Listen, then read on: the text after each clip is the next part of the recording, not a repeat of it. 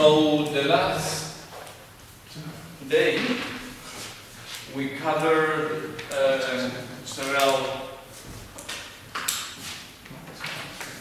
topics.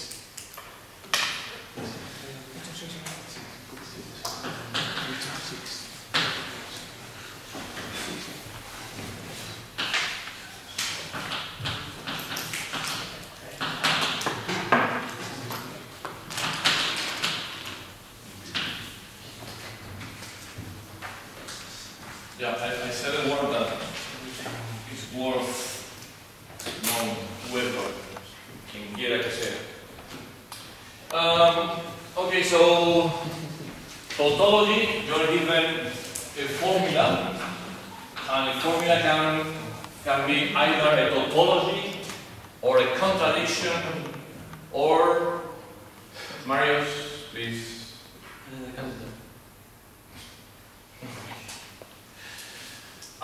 Or a contingency. Tautology is when you have a formula such that every valuation is a model, right? So every model you can think of makes through that formula, right? Here we have underline, there is a valuation underline, subyacente.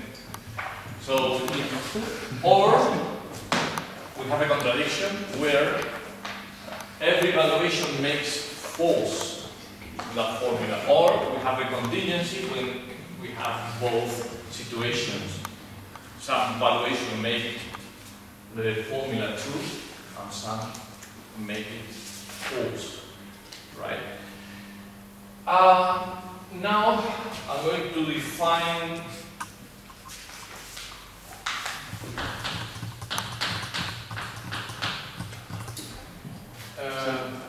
logical equivalence.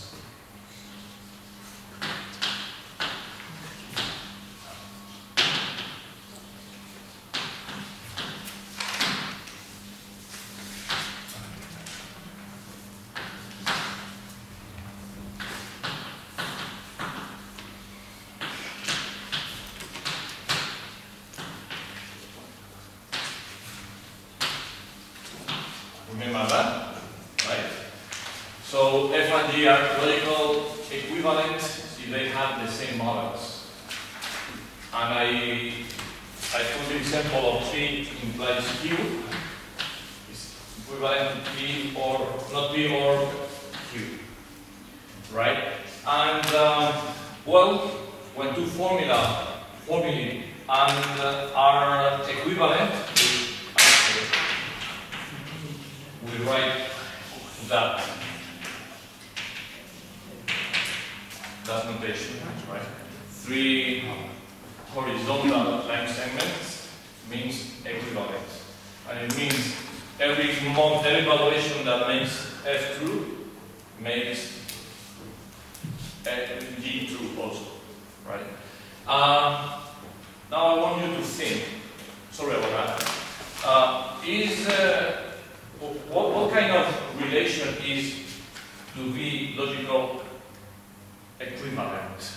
Is it reflexive? Reflexive. Why? Because it's equal with F. No, I want an explanation in terms of this definition. F has the same models of F.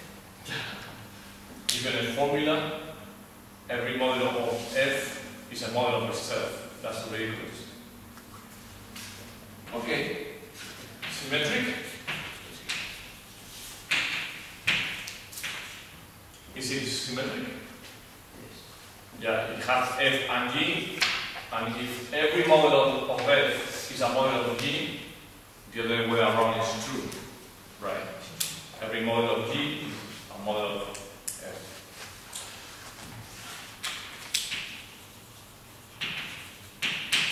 Transitive.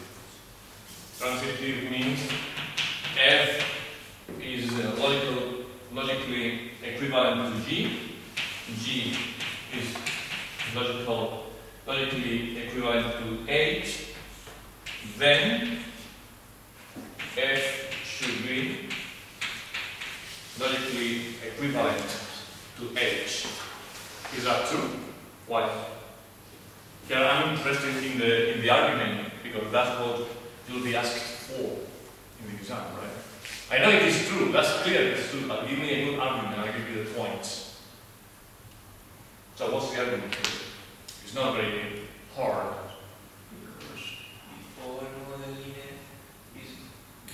A model for G. Model for G and all the models of G are models for H, then models of F and models for H. Yeah, that's good. Here we have a set of models, right? And this set of valuations are the models for F. It turns out by hypothesis that are also models of G. Okay, so here I have G, and here I have H.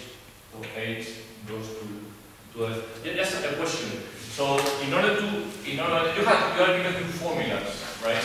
If was a necessary condition for them to be logically equivalent in terms of propositional variables. Because somebody will say, hey, you said V1, Vk. Why? Because this guy could have k models, and this guy could have a different number. Is that true? Or they must have the same number of models? Yeah, the same. Otherwise, they cannot be logically equivalent. Right? So they have to have the same variables, propositional variables. Right? So that's why I say, okay, V1, Vk for F and G, for G and H, and therefore for F and H. So this is what kind of relation? Sorry. Equivalence.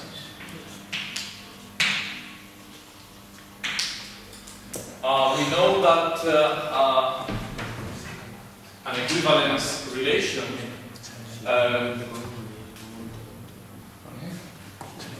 induces induce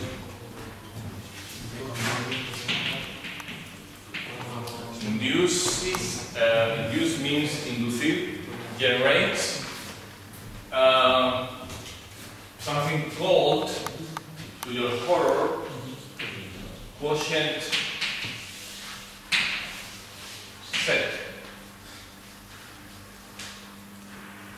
Right? So I'm asking, what's the quotient set of T, of the logical constant truth? And that's a hard question, I think, because you have such a wonderful weekend. So what's the quotient, what's the class of T?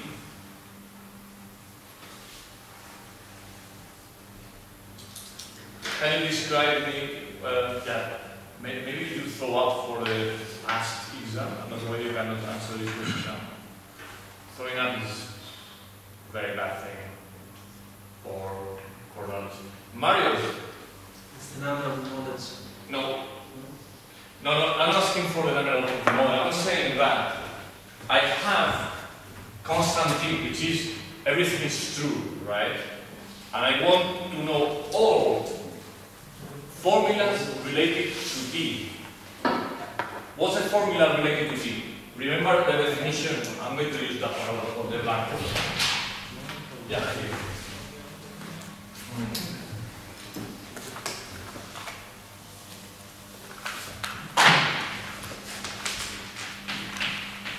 Definition of a class. All F in the set of valid formulae such that F is logically equivalent to T. What are those formulae here? Sorry? Yes, tautologies, of course. This is the set of tautologies.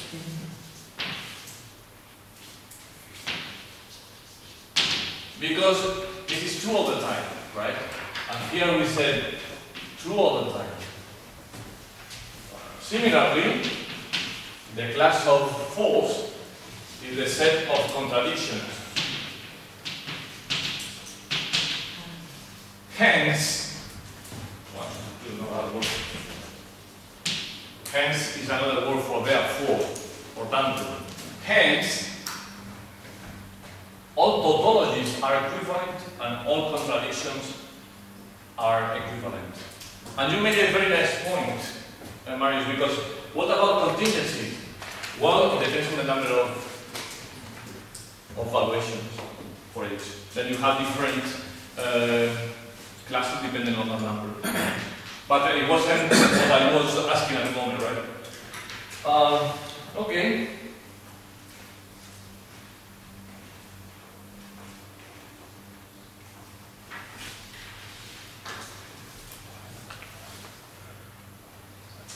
More properties.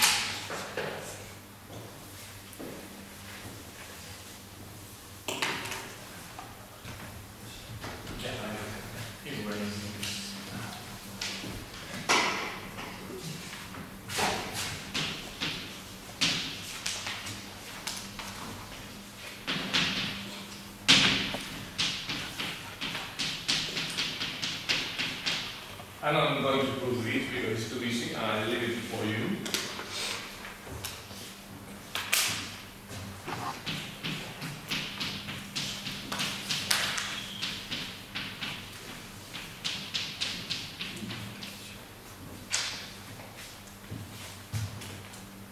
Those two properties are kind of stupid, but they are very useful.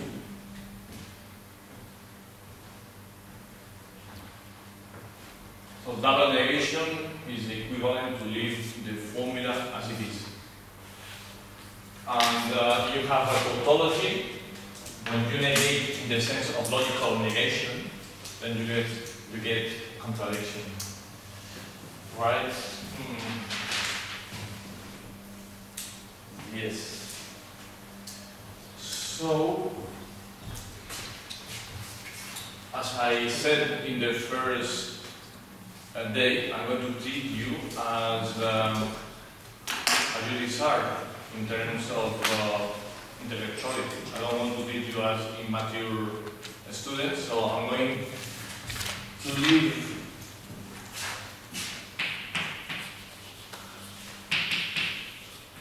logical equivalences for you.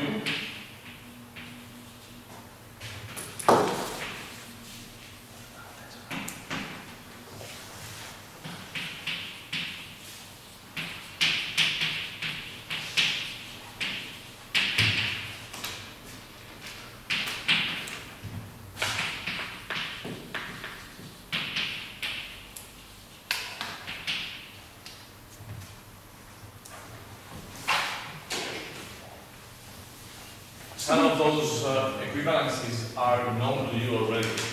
For example,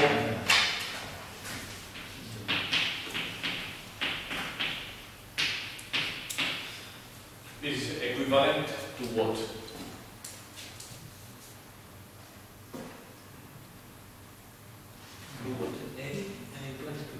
No. No.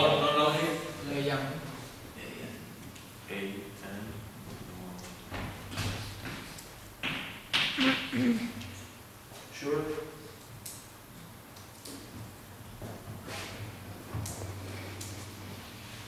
So I'm going back to lesson 1.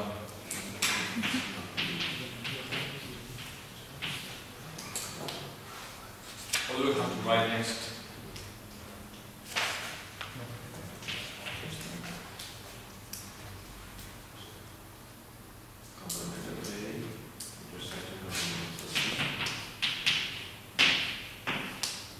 There is a logical equivalence between set theory and propositional logic.